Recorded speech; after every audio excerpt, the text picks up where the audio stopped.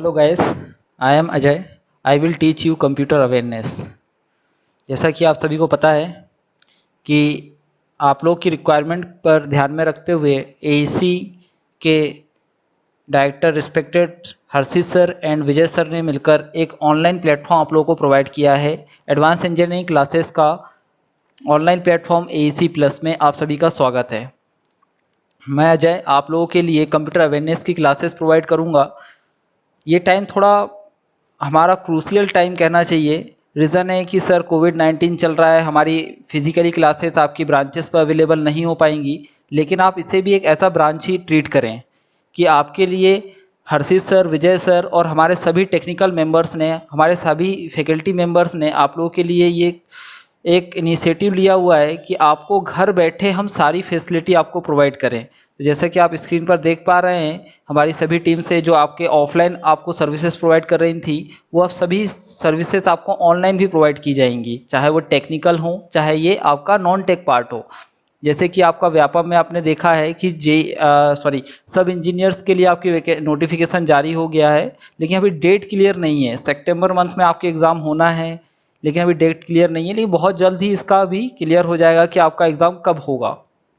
तो उसके लिए हमारी एईसी की टीम ने कम्प्लीटली आपके लिए ऑनलाइन सर्विसेज स्टार्ट कर दी हैं। एक प्लेटफॉर्म बना हुआ है, तो आप उस पर प्लीज़ विजिट करें, सारे वीडियोस को वॉच करें, शेयर करें, सभी तक ये वीडियोस आप लोग प्रोवाइड करें, जिससे कि जो भी क्लासेस आपकी इंटरप्टेड हुई थी कोविड-19 की वजह से, वो उस पर अब इंटरप्शन ना आ पाए और आप अपनी स्टडी को कंटिन्यू कर पाएँ। चलिए, तो हम लोग देखते हैं आपका कंप्यूटर का फर्स्ट लेक्चर। बेसिकली आप लोग सभी लोग जानते हैं कि आजकल के टाइम पर कंप्यूटर की कितनी ज़्यादा इम्पोर्टेंस है। तो आप लोग अगर सभी लोग अगर स्टडी के लिए रेडी हैं, तो मैं स्टार्ट करता हूं आपका सबसे बेसिक सा पॉइंट कि व्हाट इज़ कंप्यूटर।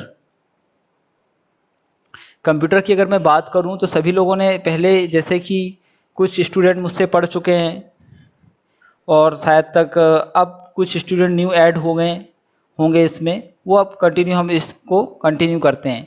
अब बात आती है कि सबसे पहले सर कि हम लोग पढ़ेंगे क्या, कहाँ से एग्ज़ाम में क्वेश्चंस आएंगे, तो वो सारी चीज़ें मैं डिस्कस करूँगा। केवल आज हमें इंट्रोडक्शन पार्ट पे इतना ही देखना है कि सर कंप्यूटर कहाँ से स्टार्ट हुआ था और हमें कितनी चीज़ें हमें यहाँ पे अडॉप्ट करनी है, कौन कौन से टॉपिक का कितना वेटेज है आपके व्यापम में, तो वो सारी चीज़ें हम लोग आज डिस्कस करने वाले हैं। सबसे पहला पॉइंट अगर मैं बात करूं, तो सबसे पहली बात आती है सर कि व्हाट इज़ कंप्यूटर, कंप्यूटर है क्या। तो कंप्यूटर है क्या, तो सबसे पहले हमारे माइंड पे एक ही पॉइंट आता है, कहीं पे भी बुक में देख लें या कहीं पे भी किसी के भी अगर माउथ पब्लिसिटी की अगर बात करें हम लोग, तो सब लोग यही बोलते हैं कि sir computer is the electronic device to take a input then processing then output.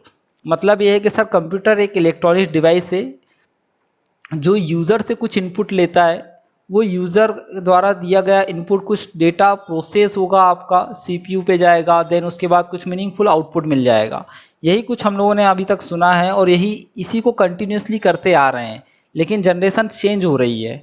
Generation change होने का मतलब ये है कि सर हमें आजकल इतना टाइम ही नहीं है हमारे पास में कि सर हम प्रोसेसिंग वाले पार्ट को काउंट करें। तो हमें ऐसा लग रहा है सर कि जनरेशन में चेंजेस तो हुए हैं और साथों साथ डिवाइसेस में भी चेंजेस हो गए हैं। बहुत सारी चीज़ें हम लोग देखते हैं कि सर हमें लगता ही नहीं है। नॉर्मल एग्जांपल के लिए अगर मैं बात करूं, आप लोग इलेक्ट्रॉनिक्स फैन की बात करते हैं, आप लोग के घर में रेफ्रिजरेटर आप लोग यूज़ करते हैं, तो देखिए कि क्या वो प्रोसेस हो रहा है डेटा। पहले हमारे यहाँ गेस्ट आते थे तो हम लोगों को पहले पता होता था कि सर 15 दिन पहले हमें पता चल जाता था कि हमारे यहाँ कोई गेस्ट आने वाला है। तो हम लोग क्या करते थे, उसके लिए 15 दिन पहले से तैयारी करते थे। लेकिन आजकल के गेस्ट पहले जैसे नहीं रहे। समझ रहे होंगे आप लोग बात को कि आजकल के गेस्ट पहले जैसे नहीं रहे। वो बताते ही एट ए टाइम पे हैं। जब वो घर से निकल जाएंगे तब हमें पता चलता है कि गेस्ट आने वाले हैं। तो सर जब गेस्ट आने वाले हैं, या कुछ तो ऐसा भी होता है कि सर 15 से 20 मिनट पहले ही हमें पता चलता है कि वो आने वाला है। तो अब हम अपने यहाँ पर रेफ्रिजरेटर पे ऐसा क्या कर दें कि वो जल्दी से फास्टली चीज़ें हो जाए। तो ऐसा कुछ तो है नहीं आपके रेफ्रिजरेटर पे। फिर क्या चीज़ें हमारी कोल्ड हो जाएंगी क्या फास्टली? नहीं। तो ये सब चीज़ें आज हम लोग को इतना सोचने की ज़रूरत नहीं है, क्योंकि टेक्नोलॉजी इतनी बूमिंग पर है कि आपका जो डेटा रखा हुआ है उसे प्रोसेस के लिए टाइमिंग की रिक्वायरमेंट नहीं है, वो ऑटोमेटिकली इतना फास्टली नैनो सेकंड में इतना फास्टली आपको प्रोसेस करके दे रहा है कि आप उसे काउंट नहीं कर पाएंगे। तो हमें ऐसा लगने लगा है कि सर कंप्यूटर अब चेंज होकर क्या बनता जा रहा है, आपका मॉडर्न कंप्यूटर बनता जा रहा है। तो बिल्कुल डेफिनेटली मॉडर्न कंप्यूटर का युग है। तो आप लोग पहले सबसे पहले तो हम लोग दोनों डेफिनेशन पे कंपैरिजन करते हैं कि सर पहले के कंप्यूटर और अब के कंप्यूटर में क्या चेंजेस हैं। तो बात करते हैं हम लोग फर्स्टली कि सर व्हाट इज कंप्यूटर। तो हम लोगों ने फर्स्ट वाली डेफिनेशन बोली हुई है कि sir computer is the electronic device to take a input then processing then output. मतलब सिंपल सा है कि सर कंप्यूटर एक इलेक्ट्रॉनिक डिवाइस है जो यूजर से क्या कर रहा है, कुछ इनपुट ले रहा है, वो डेटा आपका प्रोसेस हो रहा है, देन आपको कुछ मीनिंगफुल आउटपुट मिल रहा है। ये हमारी ओल्ड डेफिनेशन है। लेकिन प्रेजेंट टाइम पे जो डेफिनेशन में जो चेंजेस हुए हैं हमारे, उस चेंजेस की अगर मैं बात करूं तो चेंजेस ये हुआ है कि sir computer is the electronic device पहले भी था, आज भी है और रहेगा, आगे फ्यूचर में भी रहेगा। बस चेंजेस क्या हुए हैं, to directly perform to operation. मतलब ये है कि सर कंप्यूटर एक इलेक्ट्रॉनिक डिवाइस है जो यूजर के अकॉर्डिंग दिए गए इंस्ट्रक्शन को डायरेक्टली क्या कर रहा है भाई, आपका एग्जीक्यूट कर रहा है, परफॉर्म कर रहा है, आपके लिए टास्क परफॉर्म कर रहा है। एग्जाम्पल की बात करूं मैं, तो हमने जैसे ही इलेक्ट्रॉनिक्स फैन का स्विच ऑन किया, पहले की अगर बात करते थे तो सर हमें ये लग रहा, हमें वेट करना होता था। पहले आपका फैन ऑन होता था, वो एक नॉर्मल स्पीड से ऑपरेट होता था, देन कुछ टाइम आपका लेता था, उसके बाद हम तब उसकी स्पीड इंक्रीज करते थे, तब जाके वो आपका एक प्रॉपर रूटीन में आ पाता था। लेकिन आजकल का सिनेरियो ऐसा नहीं है। हम लोग जानते हैं जनरेशन इतनी फास्ट है, हम लोग इतने फास्ट हैं, हर एक चीज़ों की बिल्कुल कंपेयर करके चल रहे हैं। तो बिल्कुल वैसा ही पैटर्न हमने बात किया है कि आजकल का जो इलेक्ट्रॉनिक्स फैन है, जैसे ही हमने स्विच ऑन किया हुआ है, अगर हम उसे 5 की स्पीड से अगर डायरेक्टली रोटेट करना चाहें तो डायरेक्टली आपको 5 की स्पीड से रोटेट करता हुआ मिलेगा। क्लियर है ये बात आपकी। तो यही चेंजेस हैं आपके कि पहले का कंप्यूटर क्या करता था, पहले इनपुट लेता था, उस डेटा को प्रॉपर्ली प्रोसेस करता था, देन आपको मीनिंगफुल आउटपुट प्रोवाइड करता था। लेकिन जनरेशन में थोड़ा चेंजेस हुआ है। तो हमें लग रहा है कि सर सेकेंड वाली डेफिनेशन में कि सर प्रोसेसिंग वाला पार्ट कहीं ना कहीं स्किप होता जा रहा है, लेकिन ऐसा नहीं है, प्रोसेसिंग वाला पार्ट अभी भी अवेलेबल है। बस डिफरेंस ये है कि सर पहले मिली सेकेंड में आपकी प्रोसेसिंग होती थी, अब नैनो सेकेंड में वो प्रोसेसिंग हो पा रही है, जिसे हम काउंट नहीं कर पा रहे हैं। इसलिए हमें ऐसा लग रहा है कि सर पहले के कंप्यूटर और आपके कंप्यूटर में केवल इस एक ही पार्ट स्किप हुआ है, वो है प्रोसेसिंग का, लेकिन कोई पार्ट आपका स्किप नहीं हुआ है। केवल हमारी स्पीड का ही हमें इसमें चेंजेस देखने को मिला हुआ है कि पहले कम हम लोग देखते थे कि सर टाइमिंग तो लग रहा है लेकिन हमें रिजल्ट मिल रहा है, लेकिन आज क्या हो रहा है, टाइमिंग को स्किप कर दिया गया है, टाइमिंग को फास्ट कर दिया गया है एक टाइप से कहा जाए, और हमें रिजल्ट फास्टली मिल रहा है। तो ये थी आपकी कंप्यूटर की दोनों ही डेफिनेशन। तो हम लोग पहले और अब के कंप्यूटर मॉडल के दोनों के इन्वेंटर के नाम जान लें कि सर फादर ऑफ कंप्यूटर जिससे बोला जाता है वो है आपके Charles Babbage. Then father of modern जो कंप्यूटर जिन्हें बोला जा रहा है वो है आपके एलन ट्यूरिंग। ठीक है, क्लियर हुआ यहाँ तक आपको सभी को। अब बात आती है एक बेसिक सा क्वेश्चन आप लोगों को, देखिए एग्जाम में डेफिनेशन नहीं पूछी जाएगी, लेकिन ये क्लियर करना बहुत जरूरी है कि सर मार्केट में जितनी भी इलेक्ट्रॉनिक्स डिवाइसेस आ रही हैं वो सब अपने आप में कंप्यूटर है। मैं नेक्स्ट लेक्चर में, कल के लेक्चर्स में इस चीज़ को क्लियर करूंगा जब हम लोग डिस्कस करेंगे जनरेशन ऑफ कंप्यूटर। ये क्यों बोल रहा हूँ कि मार्केट में जितनी भी इलेक्ट्रॉनिक डिवाइसेस हैं सब अपने आप में कंप्यूटर हैं। क्लियर है। तो ये इसलिए मैं डेफिनेशन क्लियर करते जा रहा हूँ क्योंकि आपको जब ऑब्जेक्टिव हम लोग एमसीक्यू जब अटेम्प्ट करें तो आपको प्रॉब्लम ना जाए कहीं पे भी। अब बात आती है एक बेसिक सा क्वेश्चन हम लोग डिस्कस करते हैं कि sir what is computer and what is system. तो दोनों में डिफरेंस देखते हैं कि सर कंप्यूटर क्या है और सिस्टम क्या है। जनरली हम लोग घर में अगर डेस्कटॉप यूज कर रहे होते तो हम लोग उससे सर बोल देते हैं सर ये एक सिस्टम यूज कर रहे हैं हम। ये बिल्कुल रॉन्ग वे है। हम लोग कभी भी नहीं बोलेंगे सर कि सिस्टम आपका जो आप लोग डेस्कटॉप यूज करते हो वो एक सिस्टम है। क्लियर है। अब देखिए मैंने फर्स्ट में आपको कंप्यूटर में आप लोगों ने देखिए फर्स्ट में ही डेफिनेशन पे लिखा हुआ है कि sir computer is the electronics device. तो आप लोग उसे नोट कर लीजिए कि सर जितनी भी इलेक्ट्रॉनिक्स डिवाइसेस वो किसे रिप्रेजेंट कर रही हैं, आपकी कंप्यूटर को रिप्रेजेंट कर रही हैं, ना कि सिस्टम को। और सर सिस्टम क्या है फिर, तो sir system is a protocol. System क्या है सर, आपका एक प्रोटोकॉल है। देन प्रोटोकॉल क्या होता है सर, आपका set of rule to perform specific task and action. मतलब ये है कि सर सिस्टम एक क्या है, आपका प्रोटोकॉल है। अब ये प्रोटोकॉल क्या होते हैं सर? तो सेट ऑफ रूल्स होते हैं। सेट ऑफ रूल्स क्या होते हैं सर? तो सर रूल्स होते हैं आपके किसी भी स्पेसिफिक टास्क, कोई भी पर्टिकुलर टास्क को एग्जीक्यूट कराने के लिए, एक्शन परफॉर्म करने के लिए कुछ रूल्स एंड रेगुलेशन बनाए गए हैं। उस रूल्स एंड रेगुलेशन को कंप्यूटर टर्मिनोलॉजी में वर्ड यूज करते हैं हम लोग प्रोटोकॉल। उस प्रोटोकॉल का कॉम्बिनेशन होता है आपका सिस्टम। क्लियर हुई बात आपकी यहाँ पे कि सर सिस्टम क्या है? अगर मैं कंप्यूटर का एग्जांपल की बात करूं तो आपका स्मार्टफोन क्या है? आपका एक कंप्यूटर डिवाइस है। ठीक, अगर मैं सिस्टम की बात करता हूं तो सिस्टम की बात करता हूं तो सर आप लोगों ने IRCTC का जो ऐप यूज करते हैं या जो प्रोसेस यूज करते हैं आप लोग, वो एक सिस्टम के थ्रू करते हैं।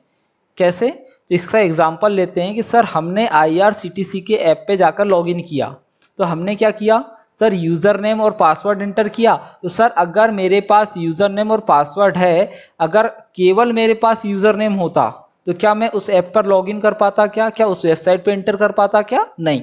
लेकिन क्या कर रहा हूं मैं सर? उस रूल्स रेगुलेशन के थ्रू जा रहा हूं कि मेरे पास यूजर नेम भी अवेलेबल है, देन पासवर्ड भी अवेलेबल है, देन उसके बाद मैंने लॉगिन बटन पे क्लिक किया हुआ है, देन मैं उसके थ्रू क्या कर रहा हूँ? उस वाले ऐप पर या उस वाली वेबसाइट पर एंटर हो रहा हूँ।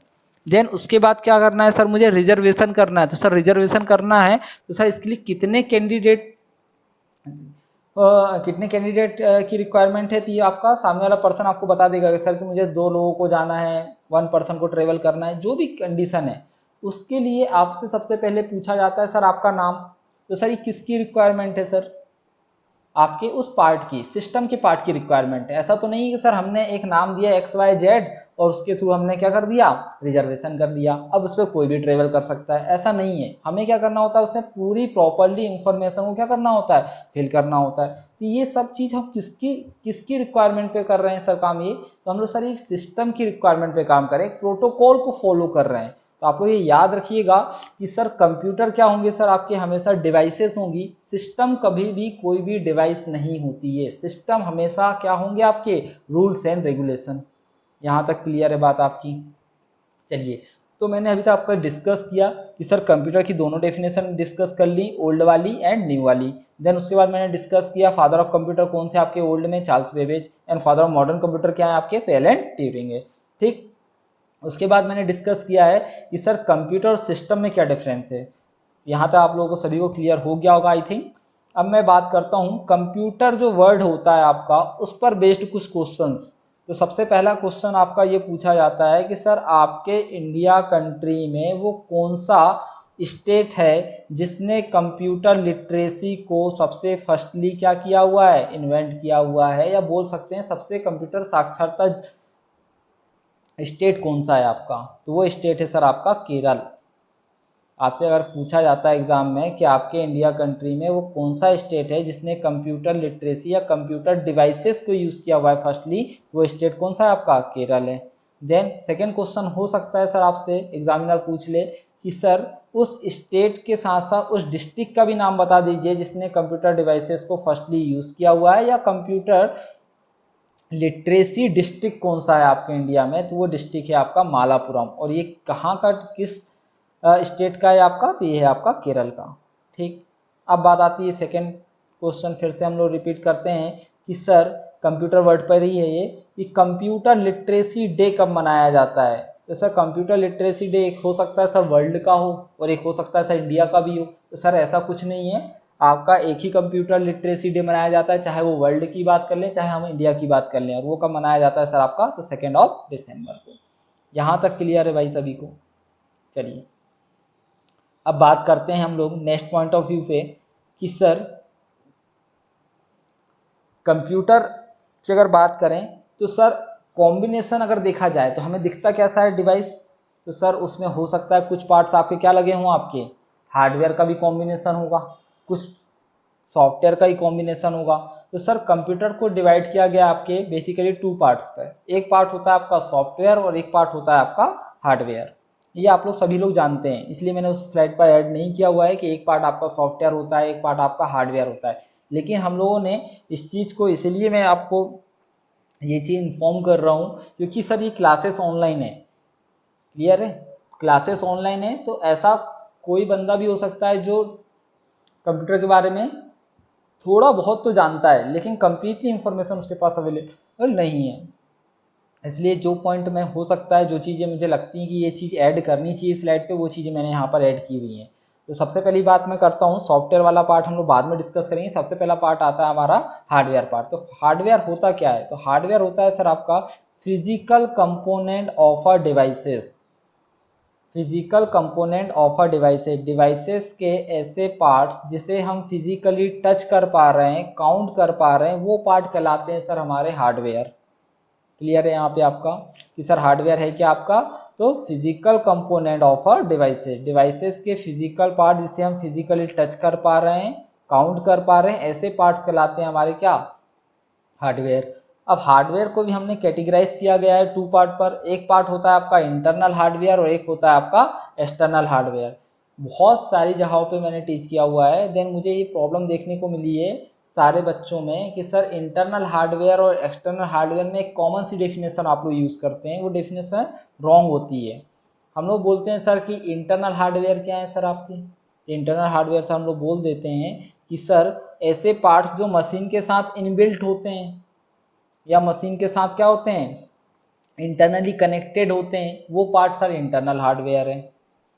देन एक्सटर्नल हार्डवेयर जिसे सर हम लोग फिजिकली टच कर पा रहे हैं, काउंट कर पा रहे हैं, या पेरिफेरल्स डिवाइसेस के थ्रू हम लोग उसे कनेक्ट कर पा रहे हैं किसी पोर्ट पे एक्सटर्नली, वो पार्ट सर हमारा क्या है? तो एक्सटर्नल हार्डवेयर है। देखिए डेफिनेशन गलत है आपकी। देखिए इंटरनल हार्डवेयर की अगर मैं बात करूं या एक्सटर्नल हार्डवेयर की बात करूं, तो सबसे बेसिकली आप लोग ये समझें कि अगर मैंने एग्जांपल लिया हुआ है हार्ड डिस्क का, हार्ड डिस्क का अगर मैं एग्जांपल लेता हूं, तो हार्ड डिस्क के एग्जांपल में अगर आप सबसे इंपॉर्टेंट सी चीज़ देखें, तो इंपॉर्टेंट सी चीज़ में ये है कि सर हार्ड डिस्क आजकल आपकी एक्सटर्नल भी अवेलेबल है मार्केट में और इंटरनल भी अवेलेबल है।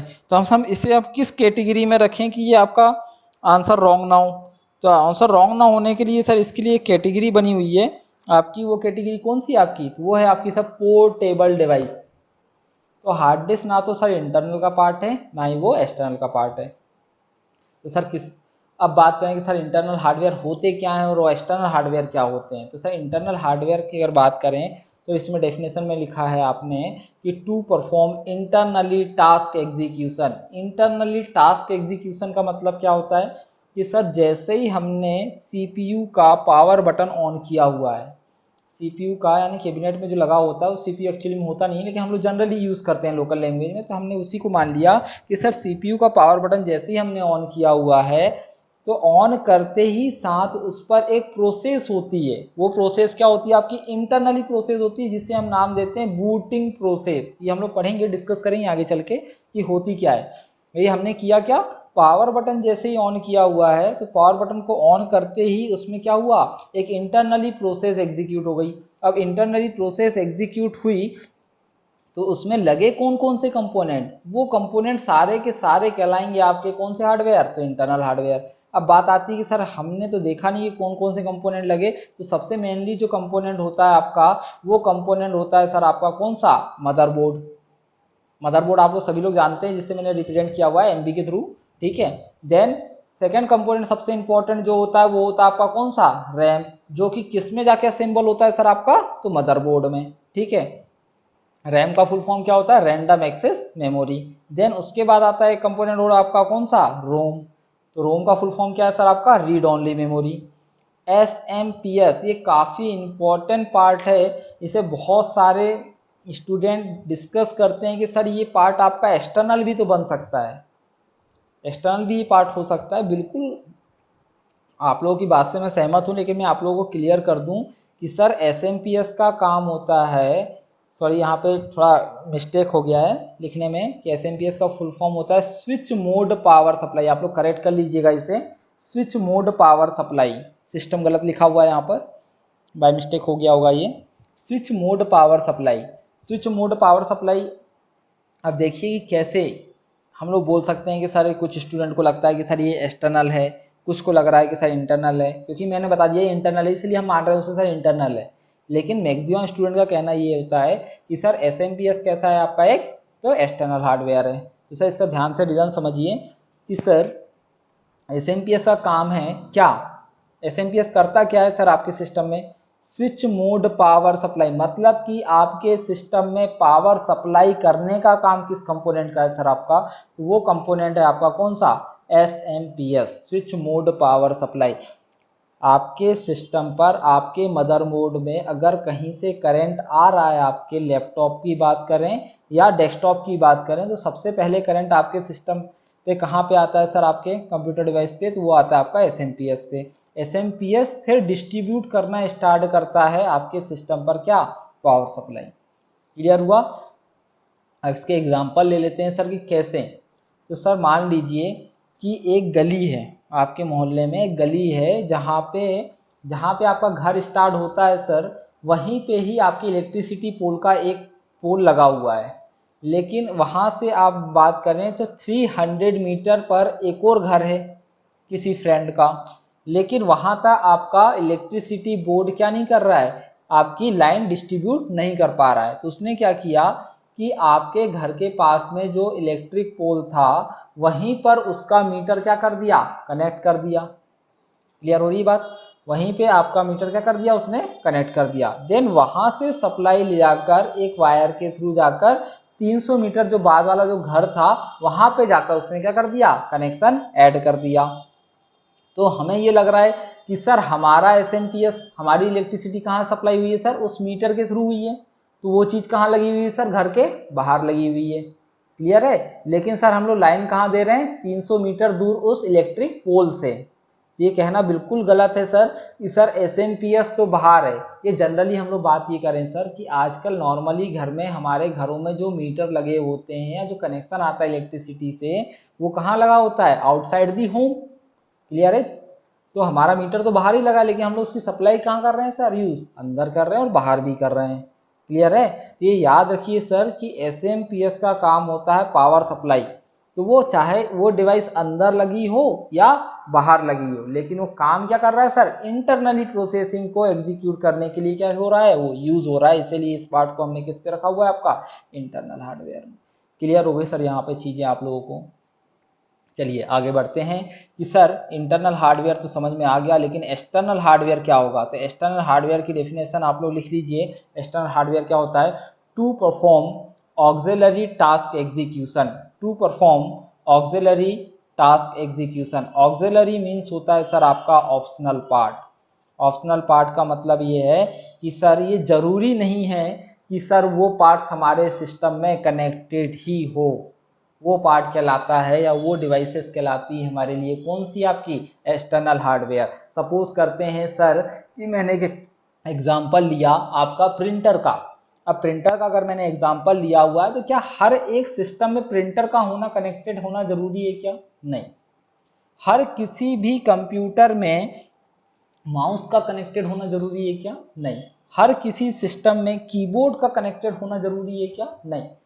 क्यों, क्योंकि सर कीबोर्ड का काम क्या है, इनपुट एंटर करना। माउस का काम क्या है, मूवमेंट करना, उसके थ्रू इनपुट होना। प्रिंटर का काम क्या है सर, सॉफ्ट कॉपी को हार्ड कॉपी में कन्वर्ट करना। तो सर ये सारे काम आपके कंपलसरी काम नहीं है, ये सब कैसे कैटेगरी के काम है, आपके ऑप्शनल कैटेगरी के काम। यहां तक अगर मैं बोलूं कि आपका जो मॉनिटर भी है ना, वो भी किसका पार्ट है सर, आपका एक्सटर्नल डिवाइस का। अब फिर हमें लगेगा कि सर जब हम सिस्टम ऑन करेंगे या कंप्यूटर ऑन करेंगे तो सर स्क्रीन का होना तो जरूरी है। बिल्कुल जरूरी नहीं है सर, हमें देखना है तो स्क्रीन का होना जरूरी है। Otherwise internal task execution without screening आपकी क्या हो जाएगी, एग्जीक्यूट होगी बूटिंग प्रोसेस, तो आपका सिस्टम ऑन होगा। अगर किसी क्लाइंट को रिक्वायरमेंट है कि सर मुझे डिस्प्ले लगाना है उस पर, तो मैं उस पर जाकर क्या करूंगा, पेरिफेरल्स डिवाइस को कनेक्ट करूंगा, किससे, CPU से। वो डिवाइस कौन सी होगी, आपकी मॉनिटर। तब जाके आपके इसमें का कुछ डेटा क्या होगा, डिस्प्ले होगा। अब आपकी क्लाइंट ने कहा कि सर मुझे उस डेटा में कोई ऑब्जेक्शन है, तो उस डेटा में क्या कर दीजिए, चेंजेस करिए। वो प्राइस सही नहीं लिखा है, आप प्राइस चेंज कर दीजिए। तो सर ये रिक्वायरमेंट जनरेट हो रही है यूजर पार्ट से, यूजर पार्ट से जनरेट हुई। कंप्यूटर आपके सिस्टम की रिक्वायरमेंट की नहीं है, ये आपके कि आपके डिवाइस की रिक्वायरमेंट है उस पर, नहीं। ये आपने यूजर ने क्या किया हुआ है, उस पर ऑक्सिलरी ओवरहेड टास्क परफॉर्म करवाना चाह रहा है वो उससे, इसीलिए उसने क्या किया, यहाँ पर कीबोर्ड डिवाइस कनेक्ट किए। अब कीबोर्ड डिवाइस जैसे ही कनेक्ट की तो उसने क्या हो गया, अब उसके थ्रू आप डेटा क्या कर पा रहे हैं, इंटर कर पा रहे हैं, और डेटा इंटर कर पा रहे हैं मतलब जो आपके मॉनिटर स्क्रीन पर जो प्राइस शो हो रहा था उसे भी हम लोग क्या कर सकते हैं, चेंजेस कर सकते हैं। ये आप लोगों को सहायता आई थिंक क्लियर हो गया होगा कि हार्डवेयर क्या है आपका, इंटरनल हार्डवेयर क्या है और एक्सटर्नल हार्डवेयर क्या है। प्लस आप लोगों को ये भी क्लियर हुआ आज कि सर हार्ड डिस्क किसका पार्ट है सर आपका, तो पोर्टेबल डिवाइस का पार्ट है, ना कि इंटरनल का और ना ही आपका एक्सटर्नल का। अब बात आती है कि सर हमने कंप्यूटर का एक सिंपल सा पार्ट डिस्कस किया, वो था आपका हार्डवेयर पार्ट। सॉफ्टवेयर पार्ट भी हम लोग डिस्कस करेंगे लेकिन वो नेक्स्ट लेक्चर पे, कि सॉफ्टवेयर होता क्या है। जनरली की इंफॉर्मेशन ले लेते हैं कि सर सॉफ्टवेयर होता क्या है। तो सॉफ्टवेयर होता है sir set of program. Software क्या होता है आपका, set of program. Then programs क्या होते हैं आपके, सेट ऑफ इंस्ट्रक्शन। और इंस्ट्रक्शंस क्या होते हैं सर, तो इंस्ट्रक्शन कुछ भी हो सकता है, कोई पर्टिकुलर कमांड हो सकती है, कोई पर्टिकुलर इक्वेशन हो सकती है, इन सभी का कॉम्बिनेशन कहलाता है सर आपका इंस्ट्रक्शन। ठीक है, तो सॉफ्टवेयर किसका कॉम्बिनेशन है सर आपका, प्रोग्राम का। प्रोग्राम किसका कॉम्बिनेशन है सर आपका, इंस्ट्रक्शंस का। इंस्ट्रक्शंस क्या है सर, तो इंस्ट्रक्शन कोई इक्वेशन हो सकती है सर, या कोई पर्टिकुलर कमांड हो सकता है। यहाँ तक आप लोगों को क्लियर है आई थिंक। देन सॉफ्टवेयर को आपका डिवाइड किया गया है टू पार्ट्स पे, एक होता है आपका सिस्टम सॉफ्टवेयर और एक होता है आपका एप्लीकेशन सॉफ्टवेयर, जिसे हम लोग डिस्कस करेंगे आगे चल के नेक्स्ट लेक्चर, ये नेक्स्ट स्लाइड पे होगा ये चीज़ें। ठीक है, अब बात कर लेते हैं हम लोग हार्डवेयर वाले पार्ट पे कुछ सिलेबस की, कि सर हार्डवेयर वाले पार्ट में हमें पढ़ना कितना है। तो सर बात करते हैं, सबसे बेसिक सी डिवाइस होती है sir input device. Input device में भी देखिए सर हमें पूछा क्या जाता है और हमें याद क्या चीज़ें रखनी है। तो इनपुट डिवाइस में बेसिकली आपको याद रखना है, सबसे पहले तो आप लोग याद रखिएगा सर कि इनपुट डिवाइसेस हैं कितनी टोटल, तो उन सभी इनपुट डिवाइसेस के हमें नाम याद हों। देन उन डिवाइसेस का वर्क भी पता हो सर कि वो करती क्या है, बस नाम से काम नहीं चलेगा, हमें उनकी वर्किंग भी पता होना चाहिए कि वो डिवाइसेस कहाँ पे वर्क हो रही है, कहाँ पे यूजेबल हैं। देन थर्ड पॉइंट हमारा जो क्वेश्चन क्रिएट होता है कि सर वो इनपुट डिवाइस किस वर्किंग मोड में काम कर रही है आपके लिए। अब ये सभी लोगों को शायद तक नया लग रहा होगा कि सर इनपुट डिवाइस में भी वर्किंग मोड होता है। जी हाँ, वर्किंग मोड होता है, आपकी डिवाइसेस के भी वर्किंग मोड हैं। हो सकता है वो डिवाइस आपकी ग्राफिकल यूजर इंटरफेस मोड पे काम कर रही हो, या आपके कमांड लाइन इंटरफेस मोड पे काम कर रही है। ये आपके तीन इंपॉर्टेंट पॉइंट हैं जो कि आपके इनपुट वाले पार्ट से क्रिएट हुए हैं। तो हम लोग इनपुट वाला पार्ट आज डिस्कस करने वाले हैं कि क्या है इनपुट डिवाइसेज आपकी। देन आउटपुट डिवाइस में भी अगर देखें तो उसमें भी हमें क्या करना है, नाम याद रखना है डिवाइस का, उसका वर्क याद रखना है और उसकी वर्किंग मोड याद रखनी है कि वो डिवाइस आपकी किस वर्किंग मोड पे काम कर रही है। क्लियर है यहाँ तक। देन उसके बाद हम लोग नेक्स्ट टॉपिक लेंगे आपका मेमोरी मैनेजमेंट का। अब मेमोरी मैनेजमेंट की अगर मैं बात करूँ तो मेमोरी मैनेजमेंट में आपको जो एग्जाम में पूछा जाता है, सबसे पहले तो एब्रीविएशन आपके दिए जाते हैं, फुल फॉर्म वगैरह पूछे जाते हैं। ई रोम का क्या है, ई पी रोम का क्या है, ठीक है। देन उसका नेचर पूछा जाता है कि वो वोलेटाइल मेमोरी है या नॉन वोलेटाइल नेचर का है, ठीक है। देन उसका वर्किंग पूछी जाती है कि वो कहाँ पे किस प्लेस में या किस मेमोरी के साथ आपका या किस कंपोनेंट के साथ कनेक्ट होकर वर्क कर रही है। तो इस तीन टाइप के आपके क्वेश्चंस पूछे जाते हैं मेमोरी वाले पार्ट से, ठीक है। देन उसके बाद लास्ट पॉइंट बचता है आपका हार्डवेयर वाले पार्ट से, वो बचता है आपका जनरेशन ऑफ कंप्यूटर। तो जनरेशन ऑफ कंप्यूटर की अगर मैं बात करूं तो उसमें सबसे इंपॉर्टेंट चीज़ पूछी जाती है सर कि फर्स्ट जनरेशन या कोई भी जनरेशन किस ईयर से स्टार्ट हुई है और किस ईयर में जाकर वो चीज़ क्या हुई है आपकी एंड हुई है। तो ये चीज़ आपको ध्यान में रखनी है, ये पहला क्वेश्चन पूछा जाता है। देन हर एक जनरेशन में कुछ ना कुछ इनपुट डिवाइस आपकी इंट्रोड्यूस हुई होंगी और कुछ आपकी आउटपुट डिवाइस भी इंट्रोड्यूस हुई होंगी, तो उन डिवाइसेस के आपको नाम भी पता करना है, ठीक। देन नेक्स्ट पूछा जाता है क्वेश्चन आपसे, सर उस जनरेशन में कोई ना कोई कंप्यूटर डिवाइस तो आपकी बनी होगी, उस कंप्यूटर डिवाइस का नाम भी पता होना चाहिए। और एक चीज़ और ऐड कर लीजिएगा इसमें कि सर हर एक इंडिविजुअल जनरेशन में कोई ना कोई कंप्यूटर लैंग्वेज यूज़ की गई होगी या इंट्रोड्यूस हुई होगी, तो उस लैंग्वेज का भी नाम आपके एग्जाम में पूछा जाता है। तो ये था आपका सिलेबस हार्डवेयर वाले पार्ट से। तो हमें करना क्या है अब, तो सर इनपुट डिवाइसेस वाला पार्ट आज हमें कवर करना है इस लेक्चर्स में। तो सबसे पहली बात करते हैं सर हम लोग कि सर इनपुट डिवाइसेस के पहले तो आप लोग नाम नोट कर लीजिए कि सर कितने नाम कितनी डिवाइसेस हैं। तो सबसे पहली आप लोगों की फेवरेट डिवाइस होती है सर माउस, लेकिन मेरी कीबोर्ड है इसलिए मैंने कीबोर्ड को पहले प्रेफरेंस दिया हुआ है। अब रीज़न मैं उसका बाद में बताऊंगा कि क्यों कीबोर्ड मेरी फेवरेट डिवाइस है। आप लोगों की क्यों नहीं, क्योंकि आप लोग फास्टली काम करना चाहते हैं। तो सर फास्टली काम कीबोर्ड से बेटर माउस नहीं कर पाएगा आपका, ठीक है, लेकिन फिर भी चलिए। तो पहली डिवाइस आप लोग लिख लीजिए कीबोर्ड, सेकेंड डिवाइस लिख लीजिएगा माउस, थर्ड डिवाइस लिखिए जॉयस्टिक, फोर्थ डिवाइस लिखिएगा लाइट पेन। पहले हम लोग जल्दी जल्दी रीड कर लें, नोट कर लें, उसके बाद मैं इनको सभी को एक्सप्लेन करता हूँ कि कहाँ पे कौन सी डिवाइस आपकी यूज़ हो रही हैं। फोर्थ डिवाइस लिखिएगा लाइट पेन, फिफ्थ डिवाइस लिखिएगा स्टाइलस, देन नेक्स्ट लिखिएगा BCR bar code reader oblique recognition.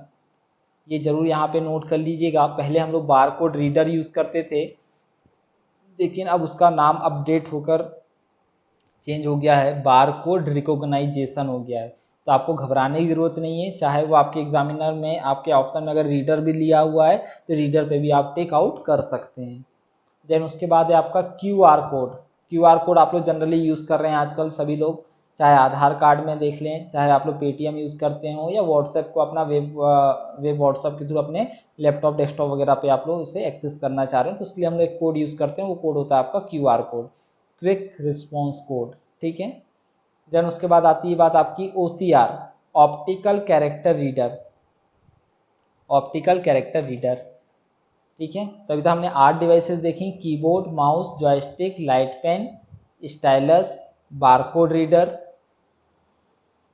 Quick response code, optical character reader oblique recognition, ठीक है। तो इन सभी डिवाइसेस में देखिए कि आप लोगों को कुछ डिवाइसेस के वर्किंग पता होगी। सपोज करता हूं मैं कि आपको बारकोड का काम पता होगा, बारकोड रीडर आप लोग जनरली मूव करते ही हैं। हो सकता है फ्यूचर में हम लोग क्या कर दें इसे आप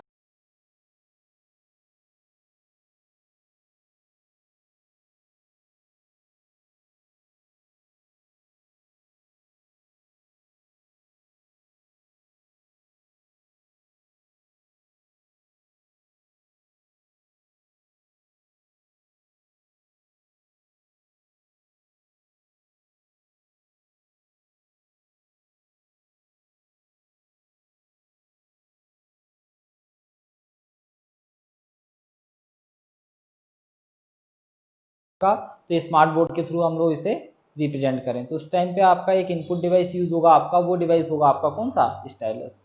तो ग्राफिकल रिप्रेजेंटेशन के लिए जनरली यूज किया जाता है। नेक्स्ट हम लोग बात करते हैं नेक्स्ट डिवाइस की आपकी, आप लोगों ने 8 डिवाइसेस नोट डाउन कर लिए हैं, तो अब नेक्स्ट डिवाइस देखते हैं। MCR magnetic card reader, magnetic card reader, sorry यहाँ पे रिसर्च लिख गया है बाय मिस्टेक, ठीक है, तो आप लोग थोड़ा इसे करेक्ट कर लीजिएगा। मैग्नेटिक कार्ड रीडर, ठीक है, magnetic ink character reader, scanner, microphone, web camera, touch pad, touch screen,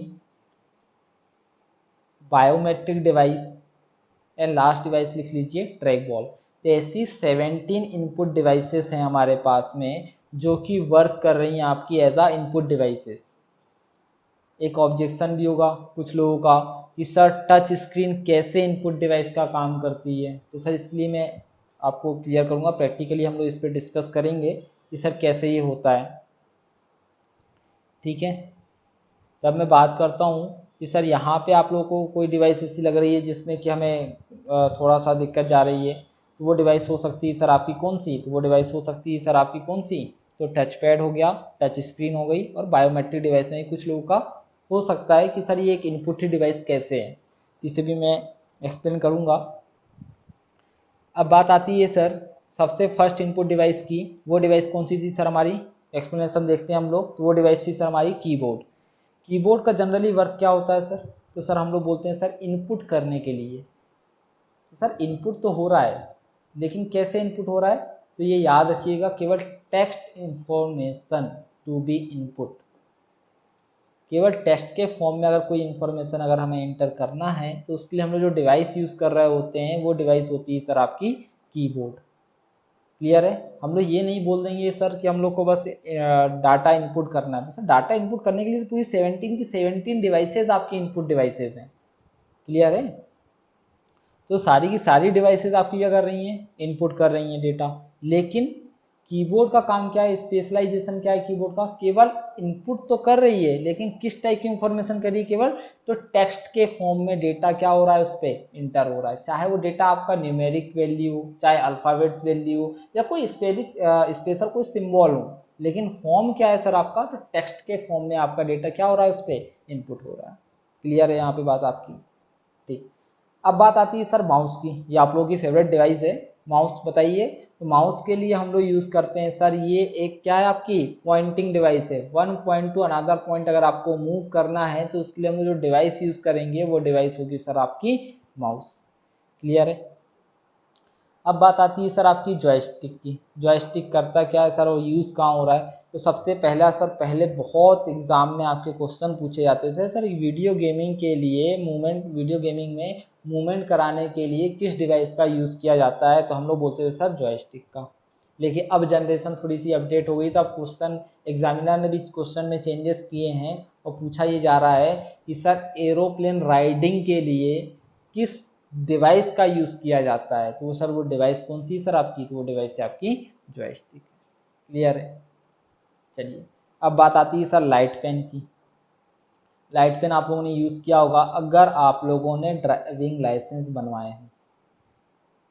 अगर आपके पास ड्राइविंग लाइसेंस हैं तो सर ड्राइविंग लाइसेंस सर हमने किसी के थ्रू बनवाए थे, तो सर अगर किसी के थ्रू भी बनवाए होंगे तो वो आपका सर लर्निंग बन गया होगा। जब आप उसे परमानेंट करवाते हैं सर लाइसेंस के वो, तो उसके लिए आपको वहाँ पे क्या रिक्वायर्ड होता है, साइन रिक्वायर्ड होते हैं, आपके सिग्नेचर रिक्वायर्ड होते हैं। तो सर सिग्नेचर जिस पेन से आपने किए थे वो पेन कौन सा है सर आपका, तो पेन था सर आपका लाइट पेन। क्लियर है सर यहाँ पे बात? तो मैंने बात की आपकी लाइट पेन की, तो लाइट पेन भी आपका कैसा है सर, आपका एक पॉइंटिंग डिवाइस ही है, बस हमने क्या किया हुआ है सर इसके लिए, तो इसके लिए अभी मैं आपका थोड़ा सा आगे से डिस्कस करूंगा कि सर लाइट पेन और स्टाइलस, उसके जस्ट नीचे पे एक डिवाइस लिखाई हुई है आपकी स्टाइलस, दोनों में क्या डिफरेंट है। लाइट पेन से भी शुरू क्या किया आपने सर, डिजिटली साइन कर दिए हैं आपके, जो कि जब आपका लाइसेंस कार्ड बनकर आ जाएगा तो उस पर आपकी वो साइन आपको फिजिकली क्या हो जाएगी, डिस्प्ले हो जाएगी। ठीक। देन स्टाइलस, तो सर स्टाइलस का काम होता है graphical representation on a smart board. Stylus का काम क्या है, केवल आपका graphical representation on a smart board. ये क्या करेगा आपके लिए, ग्राफिकली डेटा रिप्रेजेंट करेगा, लेकिन कहाँ पर, तो केवल स्मार्ट बोर्ड पे। मतलब कि सर स्टाइलस को ऑपरेट करने के लिए भी एक डिवाइस की रिक्वायरमेंट है, वो डिवाइस कौन सी सर आपकी स्टाइल, वो डिवाइस कौन सी आपकी स्मार्ट बोर्ड है। वैसे ही अगर मैं बात करूं तो लाइट पेन को भी ऑपरेट करने के लिए कोई ना कोई डिवाइस की रिक्वायरमेंट होगी, होगी या नहीं होगी, तो हाँ बिल्कुल है सर। तो लाइट पेन को भी ऑपरेट करने के लिए एक डिवाइस की रिक्वायरमेंट होती है, वो डिवाइस कौन सी है सर आपकी, तो वो डिवाइस है सर आपकी टच पैड। वो डिवाइस कौन सी है सर आपकी, तो टच पैड है। अब देखते हैं कैसे। तो सर हमने देखा कि सर जब हमने उसे ऑपरेट किया लाइट पेन को, लाइट पेन जब ऑपरेट हो रहा है सर आपका, तो लाइट पेन ऑपरेट हो रहा है, तो जब आपने उसमें कोई भी इंफॉर्मेशन या हमने एक नॉर्मली साइन किया हुआ है, तो जब हम लोग सर उस पर साइन करते हैं तो क्या वो साइन आपको विजिबल होती है क्या सर उस पर, नहीं, बस वो पेन को डिटेक्ट करता है, आपका डिजिटली सिग्नल को आपका क्या कर रहा है, वो डिटेक्ट कर रहा है वो डिवाइस, कौन सी डिवाइस, तो वो है आपका टच पैड। ठीक है, टच पैड क्या कर रहा है, केवल आपकी इंफॉर्मेशन को क्या कर रहा है, डिटेक्ट कर रहा है, जो दूसरी डिवाइस के थ्रू इंटर की जा रही है। दूसरी डिवाइस है आपकी लाइट पेन, टच पैड क्या है सर आपका, तो वो जो इन्फॉर्मेशन हम लोग लाइट पेन के थ्रू इंटर करा रहे हैं वो टच पैड पे जाके क्या हो रही है, इन्फॉर्मेशन आपकी डिटेक्ट हो रही है और आपका डेटा क्या किया जा रहा है, उस पर सेव किया जा रहा है। क्लियर हुआ बात यहाँ पे? तो अब पूछा जाता है एग्जाम में कि सर लाइट पेन और स्टाइलस में क्या डिफरेंस है, तो आप लोग को कोई क्लियर हो गया होगा कि सर लाइट पेन सबसे सिक्योर वे में डेटा इनपुट करने वाली डिवाइस है। रीज़न क्या है सर, जितनी भी इनपुट डिवाइसेज हैं उसमें सबसे सिक्योर वे में जो डेटा इनपुट करता है वो डिवाइस है आपकी लाइट पेन। तो अब देखिए समझिए इसे ध्यान से कि क्यों। तो इसका रीज़न ये है सर कि सर जब भी हमने लाइट पेन के थ्रू डेटा इंटर किया है तो वो डेटा किस फॉर्म में गया है आपका, तो इनविजिबल फॉर्म में। इनविजिबल फॉर्म में मतलब ये है कि आपको वो डेटा डिस्प्ले नहीं हुआ है सर, आपको ये खुद ही पता नहीं है कि आपने अपनी साइन या अपने सिग्नेचर कैसे किए हैं। क्लियर है? उस टाइम पे आप एट ए टाइम आप बता नहीं पाएंगे सर कि ये साइन मैंने ही किए हैं, ये आप उसे आइडेंटिफाई नहीं कर पाएंगे। किस पे? लाइट पेन के थ्रू अगर आपने डेटा एंटर किया है। अगर वही बात अगर मैं स्टाइलस से बात करूं तो स्टाइलस में एट ए टाइम आपका डेटा क्या हो जाता है? विजिबिलिटी मोड पे डिस्प्ले हो जाएगा। मतलब कि आपका जो डेटा आपने स्टाइलस के थ्रू अगर कोई डेटा एंटर किया है तो वो डेटा क्या होगा आपका? विजिबल मोड पर क्या हो जाएगा? आपके सामने विजिबल हो जाएगा। यहाँ तक क्लियर है चीज़ें? तो लाइट पेन और स्टाइलस में क्या डिफरेंस था, ये चीज़ आपको क्लियर हो गई। ठीक, अब बात आती है सर बारकोड रीडर की या बारकोड रिकॉग्नाइजेशन की। तो सर बारकोड रिकॉग्नाइजेशन, ये देखिए अभी मैंने क्या किया हुआ है, सारी डिवाइसेस एक्सप्लेन कर रहा हूँ। पहला क्वेश्चन आपसे इनपुट डिवाइस से मैंने बोला था क्या होना चाहिए, आपको नाम पता होना चाहिए। तो मैंने सारे 17 के 17 डिवाइसेस के आपको नाम क्या करवा दिए? नोट डाउन करवा दिए हैं। ठीक, सेकंड क्वेश्चन क्या पूछा था सर? उनकी वर्किंग पता होना चाहिए। तो मैं एक एक डिवाइसेस की आपको क्या कर रहा हूँ? वर्किंग एक्सप्लेन करते चल रहा हूँ। ठीक है, देन उसके बाद जो थर्ड क्वेश्चन था कि वर्किंग मोड, वो मैं सारी डिवाइसेस कंप्लीट होने, एक्सप्लेनेशन कंप्लीट होने के बाद आपको बता दूंगा कि कौन सी डिवाइस किस मोड पे वर्क कर रही है। क्लियर है? चलिए अब मैं बात करता हूँ बारकोड रीडर की। अगर मैं बारकोड रीडर की बात करूँ तो आप लोगों ने देखा होगा मार्केट आप लोग जाते ही हैं। अभी लॉकडाउन की वजह से कम जा रहे हैं, लेकिन पहले तो जाते थे। ठीक है, या घर में प्रोडक्ट अभी भी आ रहे हैं, ऑनलाइन चालू हो चुका है ऑनलाइन शॉपिंग करना हमारा, तो अभी भी हम लोग क्या कर रहे हैं? प्रोडक्ट घर पे बुलवा रहे हैं। ठीक है, लेकिन ऑनलाइन प्रोडक्टों में क्या हो रहा है? आपका क्यूआर कोड मेनली आपका डिस्प्ले हो रहा है उस पर। लेकिन हम लोग अगर उस प्रोडक्ट की बात करें, इंडिविजुअल प्रोडक्ट की बात करें, तो उसमें अभी भी क्या हो रहा है आपका? तो बारकोड रखा जा रहा है। बस पेमेंट वाले पॉइंट ऑफ व्यू पे आपका क्या रखा जा रहा है? तो वो आपका क्यूआर कोड रखा जा रहा है। ठीक है, इन दोनों को भी हम डिस्कस करेंगे, दोनों में क्या डिफरेंस है। पहले हम लोग बारकोड की बात करें तो बारकोड को कैसे आइडेंटिफाई करेंगे सर, और बारकोड का काम क्या होता है? तो बारकोड का काम क्या है sir? Uniquely identification of a product. Product को यूनिकली आइडेंटिफाई करने के लिए हम लोग एक कोड यूज करते हैं, वो कोड होता है सर आपका बारकोड। सपोज करें कि आप लोग लिवाइस के शोरूम पे गए, एक जीन्स परचेज करना है आपको। आप लोग क्या किया आपने कि लिवाइस के शोरूम पे आपने क्या किया? मूव किया।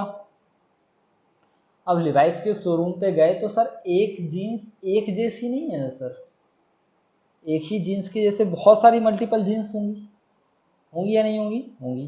तो सर उसे आइडेंटिफाई कैसे करें कि आपका जो शॉपकीपर है उससे भी तो कुछ ना कुछ आइडेंटिफिकेशन भी रखना होगा कि सर इस वाले जीन्स की ये आइडेंटिटी है।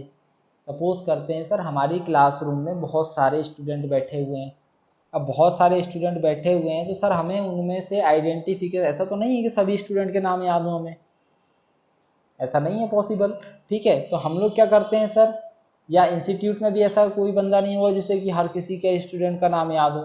ठीक है, तो अगर किसी इंफॉर्मेशन, अगर किसी स्टूडेंट की इंफॉर्मेशन अगर हमें निकालनी है तो उनके पेरेंट्स अगर पूछते हैं हमसे, तो हम किसके थ्रू से आइडेंटिफाई कर सकते हैं? रोल नंबर के थ्रू आइडेंटिफाई कर सकते हैं। वैसे ही आपके प्रोडक्ट पर एक कोड आपका उसमें रखा जाता है, वो कोड होता है आपका बारकोड।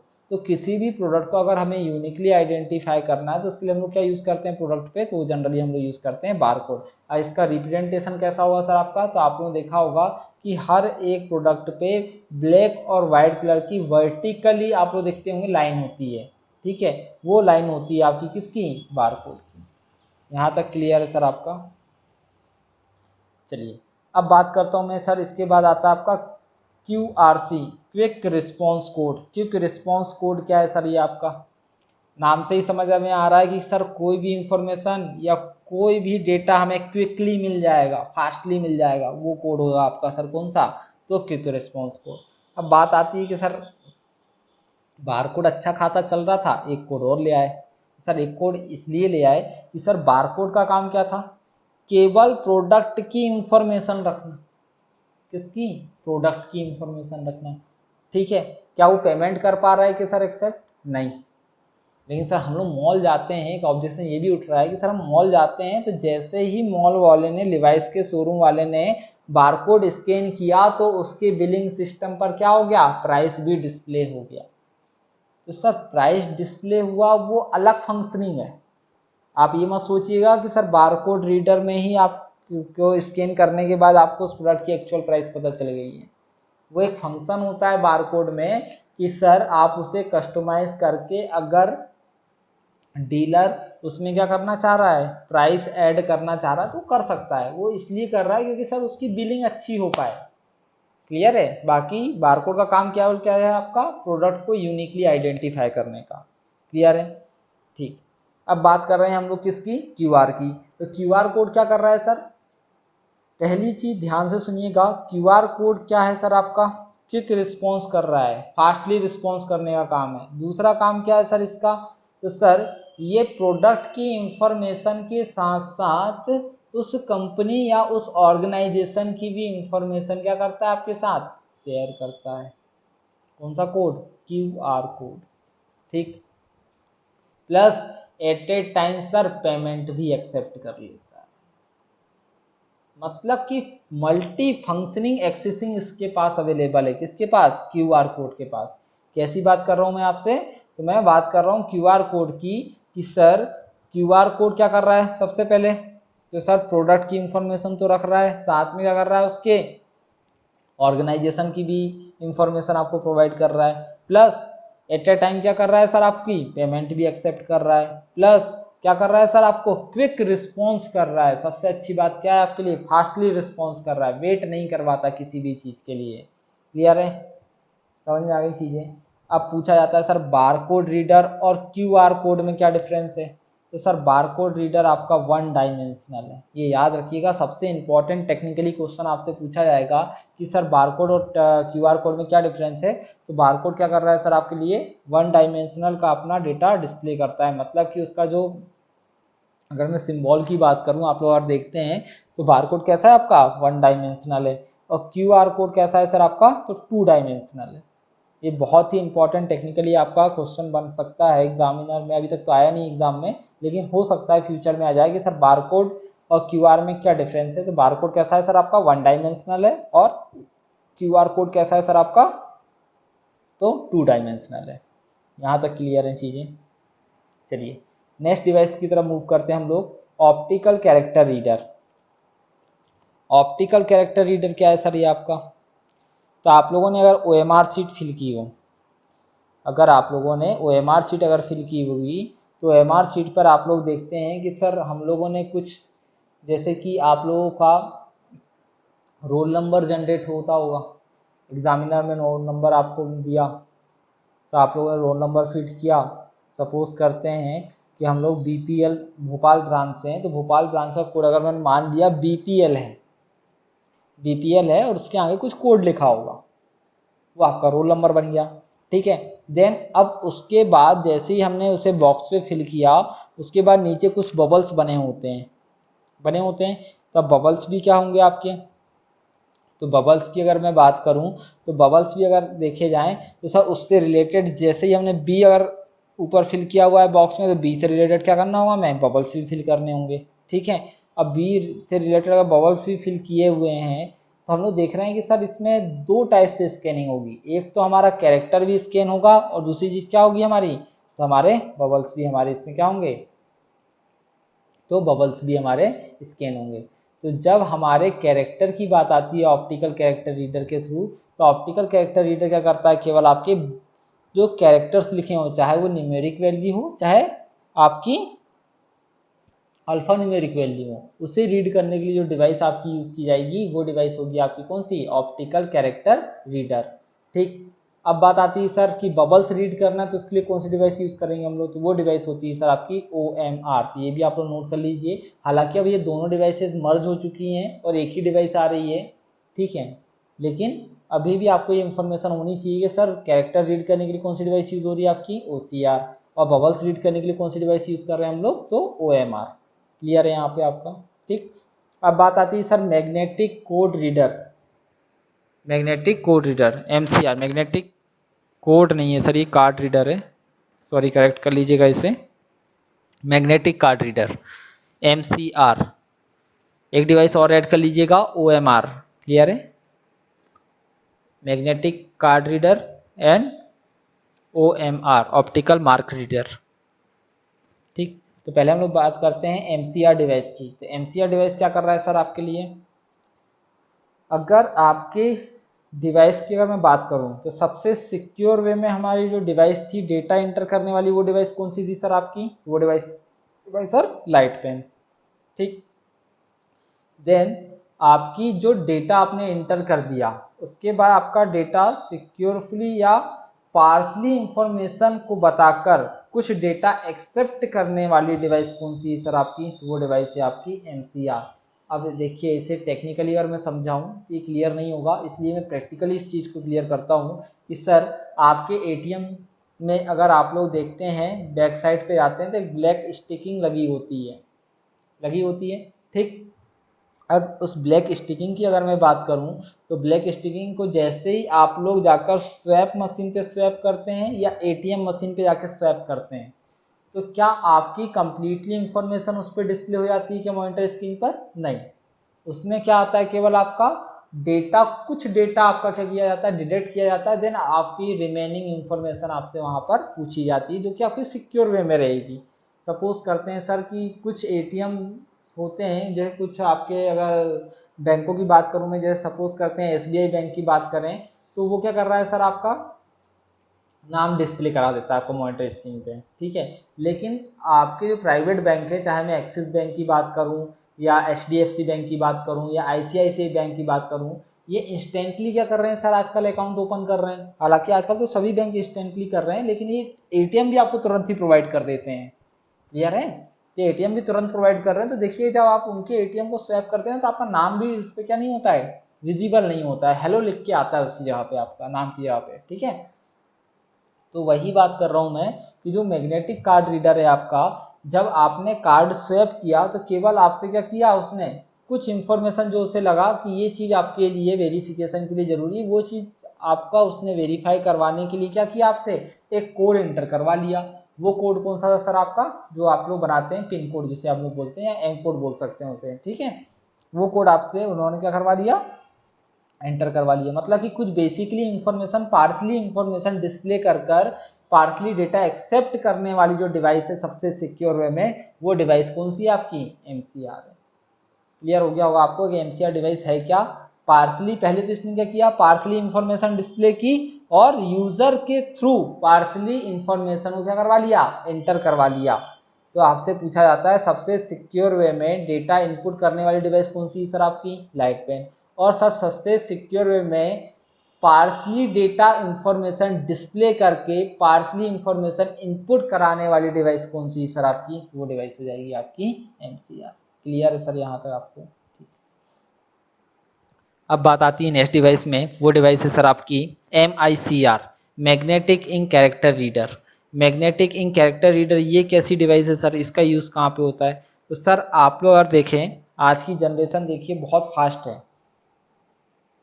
फास्ट ऐसे है सर कि अगर हमें सर एक LED या प्लाज्मा TV लेने जाना है, तो हम लोग बोलते हैं सर कि हम ऐसे ही चले जाएंगे, ऐसे ही चले जाएंगे। तो आप लोग ये याद रखें कि सर जब भी, हालांकि गवर्नमेंट ने भी ये कर दिया, अप्लाई कर दिया ये रूल, लेकिन कुछ लोगों को पता ना हो तो मैं आप लोगों को इन्फॉर्म कर दूं कि अगर आपका 20,000 से अबव अगर कहीं पे पेमेंट है, तो या तो आप उससे क्या करें, डिजिटली पेमेंट करें, या तो आप उसे क्या कर दें, फिर चेक के थ्रू आप लोग पेमेंट करें, ज़्यादा बेटर है।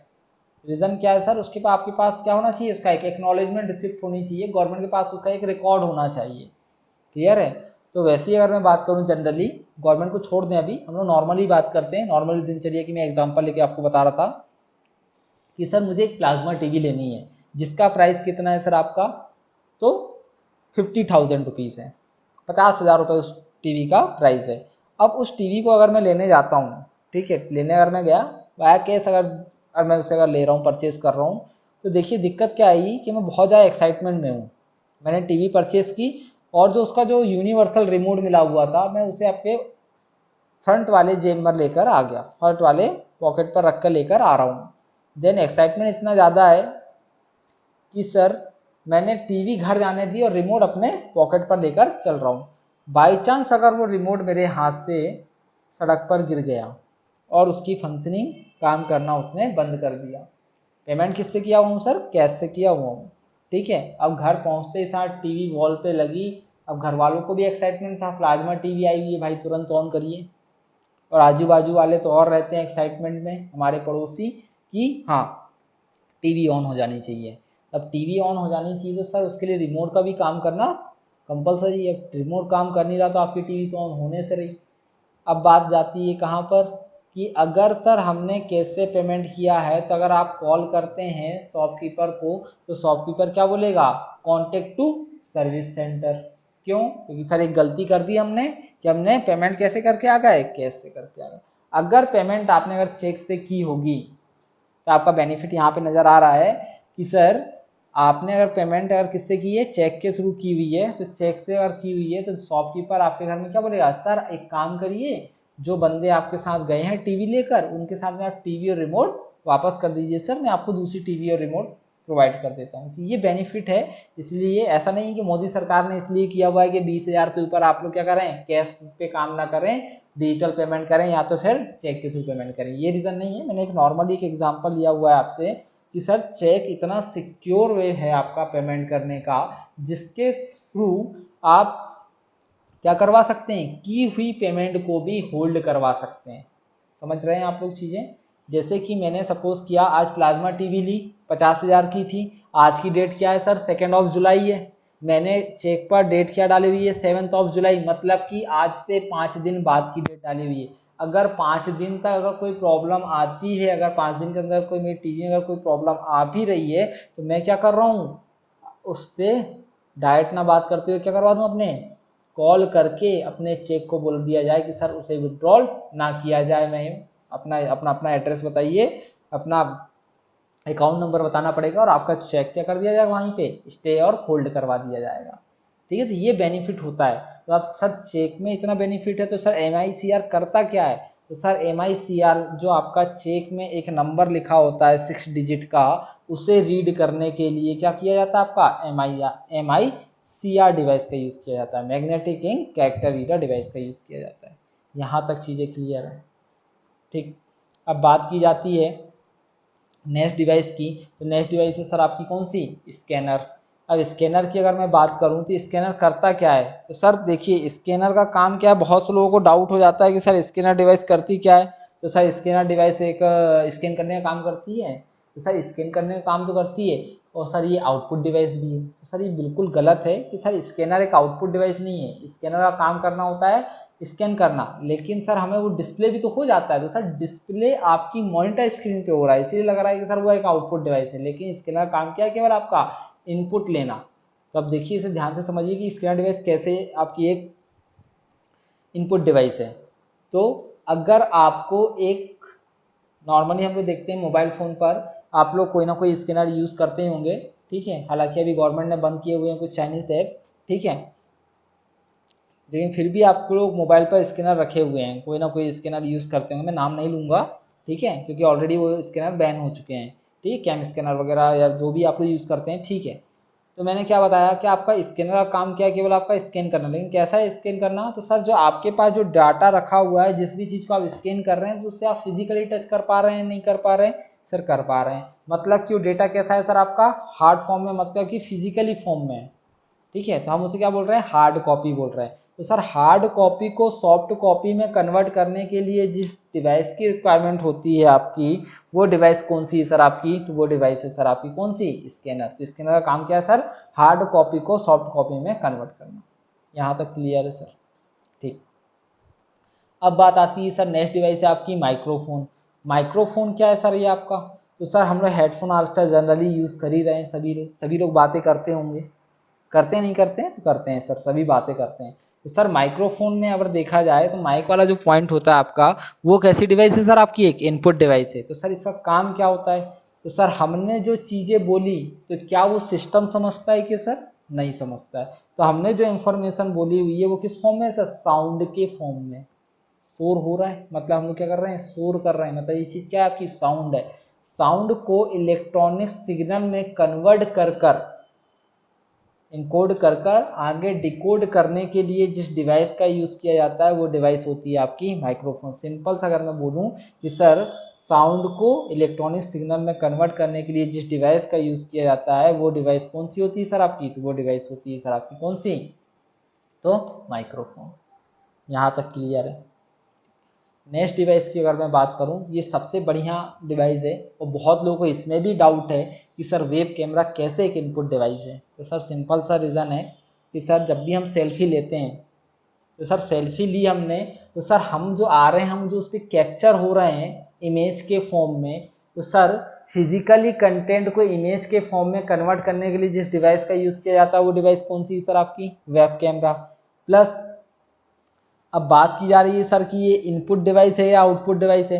तो सर हमने जब डेटा कैप्चर किया, तो जो डेटा आपका कैप्चर हुआ सर, तो कैमरे में जाके कैप्चर हुआ, लेकिन सर वो फोटो भी तो हमें दिखने लगती है। तो सर जो फोटो दिख रही है आपकी, वो मॉनिटर स्क्रीन पे आपकी दिख रही है, ना कि आपकी उस कैमरे पे दिख रही है। क्लियर है? तो आपकी जो फोटो दिख रही है वो किस पे दिख रही है सर? आपकी मॉनिटर स्क्रीन पे दिख रही है। तो ये इस पर आप कंफ्यूज ना हुए कि सर कैमरा एक आउटपुट डिवाइस भी है। कैमरे का काम क्या है? केवल डेटा आपका कैप्चर करने का। वो किस फॉर्म में? आपका इमेज के फॉर्म में। तो ये याद रखिएगा कि आपका फिजिकल कंटेंट को या फिजिकल एटम को आपका इमेज फॉर्म में कन्वर्ट करने के लिए जिस डिवाइस का यूज़ किया जाता है वो डिवाइस कौन सी है आपकी? तो वो डिवाइस है सर आपकी वेब कैमरा। यहाँ तक क्लियर है? अब उसके बाद आती है सर आपकी नेक्स्ट डिवाइस, वो डिवाइस है आपकी कौन सी? Touchpad. अब टच पैड की अगर मैं बात करूँ, तो सर टच पैड और टच स्क्रीन आप लोग दोनों ही एक जैसे ही मानते होंगे, आई थिंक, मुझे लग रहा है। तो सर टच पैड और टच स्क्रीन दोनों ही डिफरेंट डिवाइसेज हैं। अगर मैं बात करूँ पहले मैं बात करता हूँ टच स्क्रीन की। अगर आप लोग आज से 2 साल पहले की अगर बात करें, तो सर टच स्क्रीन मोबाइल आते थे, तो टच स्क्रीन पे आपका स्क्रीन अलग होता था और नीचे आपकी 3 बटनें होती थी। एक सेंटर बटन होती थी, एक बैक बटन होती थी और एक मल्टी विंडो ओपन करने वाली बटन होती थी या नहीं होती थी? हाँ, होती थी ये बटनें। ठीक है? तो अब देखिए कि हमने यहाँ पर दो चीज़ें डिस्कस करने जा रहे हैं। पहली डिवाइस कौन सी? आपकी टच पैड, और दूसरी डिवाइस आपने लिखा हुआ है टच स्क्रीन। तो टच स्क्रीन सभी लोग यूज़ कर रहे हैं क्योंकि आजकल सारी चीज़ें हमारे पास किस पे है? स्क्रीन पे अवेलेबल है। तो हमें सब बैक भी करना है तो स्क्रीन पे ही बैक हो जाता है। ठीक है? तो हम लोग सब टच पैड समझ नहीं रहे हैं। ठीक है? लेकिन समझिए इस चीज़ को, या आप लोग लैपटॉप का जो माउस वाला एरिया होता है वो कौन सी डिवाइस होती है सर आपकी? वो होती है आपकी टच पैड डिवाइस है। और टच स्क्रीन आप लोग अच्छे समझ रहे हैं, टच स्क्रीन आप लोग मोबाइल स्मार्टफोन वगैरह यूज़ कर रहे हैं, वो डिवाइस आपकी टच स्क्रीन है। तो सर एग्जाम में सर इससे बहुत ही इंपॉर्टेंट क्वेश्चन क्रिएट हुआ कि वो है कि सर टच पैड कैसा है और टच स्क्रीन कैसा है। तो सर टच पैड है one way communication device. One way communication का मतलब है कि सर अगर आपने टच पैड पर कहीं पे अपना अगर माउस का एरिया अगर मूव किया हुआ है, या कहीं पे किसी भी सरफेस एरिया पे अगर आपने टच किया हुआ है, तो ये आप लोग आइडेंटिफाई नहीं कर पाएंगे। किसमें सर? तो टच पैड पे आइडेंटिफाई नहीं कर पाएंगे कि कर पाएंगे? नहीं कर पाएंगे। कैसे? रीज़न ये है सर कि अगर टच पैड पे अगर आपने कहीं पे भी टच किया हुआ है तो आप उसे आइडेंटिफाई नहीं कर पा रहे हैं, मतलब कि वन वे कम्युनिकेशन हो रहा है। लेकिन टच स्क्रीन की अगर मैं बात करूं, तो टच स्क्रीन कैसा है सर आपका? तो टू वे कम्युनिकेशन डिवाइस है। टू वे कम्युनिकेशन डिवाइस का मतलब ये है कि अगर मैंने किसी पॉइंट पे अगर कुछ क्लिक किया हुआ है टच स्क्रीन पे, तो हमें प्रॉपरली उसमें क्या मिल रहा है? हमें रिप्लाई मिल रहा है। इसलिए ये याद रखें कि सर टच पैड कैसा है आपका? वन वे कम्युनिकेशन डिवाइस है। और टच स्क्रीन कैसा है सर आपका? तो टू वे कम्युनिकेशन डिवाइस है। क्लियर है यहाँ पे? यहाँ तक क्लियर है आपको? ठीक। नेक्स्ट डिवाइस बढ़ते हैं सर हम लोग बायोमेट्रिक डिवाइस की तरफ। बायोमेट्रिक डिवाइस आधार कार्ड सभी का बना, फिंगर आपका एनरोल कराया होगा, थंब एनरोल कराया होगा। ठीक है? तो उसके लिए हम लोग देखते हैं कि सर थंब एनरोल कराने के लिए, फिंगर एनरोल कराने के लिए हमें एक डिवाइस की रिक्वायरमेंट होती है। वो डिवाइस होती है सर आपकी बायोमेट्रिक डिवाइस। हाँ, रेटिना भी स्कैन होता है हमारा बायोमेट्रिक डिवाइस के थ्रू। तो ऐसी बायोमेट्रिक डिवाइसेस में 28 डिवाइसेस और आपकी ऐड की गई हैं, 28 फंक्शनिंग और ऐड की गई हैं कि हम क्या कर सकें, उसके थ्रू आपका यूनिकली आइडेंटिफिकेशन अपना डिस्प्ले करा सकें। ठीक है? जैसे कि हम लोग नॉर्मली अगर बात करें ह्यूमन बॉडीज़ पे, आपका थंब एक्सप्रेशन की बात कर लूँ मैं, आपका रेटिना एक्सप्रेशन की बात कर लूँ, ये कैसे होते हैं? यूनिकली होते हैं। ठीक है? तो आपका तो फेस रीडिंग वगैरह डिवाइसेस आपकी आजकल उसमें कॉन्फ़िगर कर दी गई हैं। ऐसी 28 फंक्शनिंग और आपकी उसमें इनबिल्ट कर दी गई हैं। तो ये डिवाइस किसका पार्ट है सर आपका? तो एक इनपुट डिवाइस का पार्ट है। अब बात आती है सर ट्रैक बॉल डिवाइस। ये डिवाइस कहाँ पे यूज़ होती है सर? ये थोड़ा नाम तो सुना है लेकिन इसका यूज़ नहीं पता है। तो सर इसका यूज़ बिल्कुल सेम है आपका, जैसा आप लोगों ने माउस को यूज़ किया हुआ था, पॉइंटिंग डिवाइस है, वैसे ही ट्रैक बॉल किसका अगर माउस अगर मैं बात करूं कि एडवांस वर्जन किसका है, तो वो ट्रैक बॉल डिवाइस का ही है। आप लोगों ने देखा होगा पहले ज़माने के जो माउस होते थे उसके नीचे एक बॉल लगा होता था। ठीक है। वो बॉल कौन सा है सर आपका, तो वो बॉल होता है आपका ट्रैक बॉल। क्लियर है, वो बॉल कौन सा था सर आपका, तो वो बॉल था आपका ट्रैक बॉल। अब ये ट्रैक बॉल की अगर मैं बात करूं तो सर इसका यूज तो आप लोगों ने समझ गया कि 1 पॉइंट टू अनदर पॉइंट अगर आपको मूवमेंट करना तो उसके लिए हम लोग कौन सी डिवाइस यूज कर रहे हैं, तो ट्रैक बॉल डिवाइस यूज कर रहे हैं। लेकिन बात ये आ रही है सर आपकी कि सर ट्रैक बॉल डिवाइस तब आप लोगों ने यूज की है, माउस भी यूज किया जा रहा है, तो सर इसका एग्जाम में क्वेश्चन फिर कैसे किस पर्पज से आएगा, तो एग्जाम में क्वेश्चन पूछा जाएगा सर इसका आपका, तो वो क्वेश्चन पूछा जाएगा आपका इम्प्लीमेंटेशन से कि सर ट्रैक बॉल डिवाइस का इम्प्लीमेंटेशन कहाँ कहाँ पे हुआ है, ये क्वेश्चन पूछा जाता है। तो सबसे फर्स्टली यूज हुआ था सर ट्रैक बॉल डिवाइस का, वो हुआ था माउस के बेस एरिया में।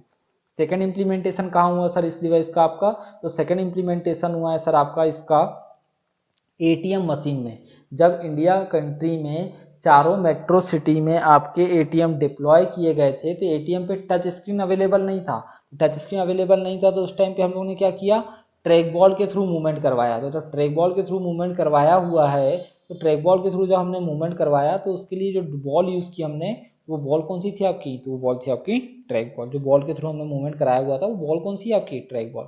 और थर्ड इम्प्लीमेंटेशन कहाँ हुआ सर, तो थर्ड इम्प्लीमेंटेशन हुआ है सर आपका मेडिकल फील्ड में।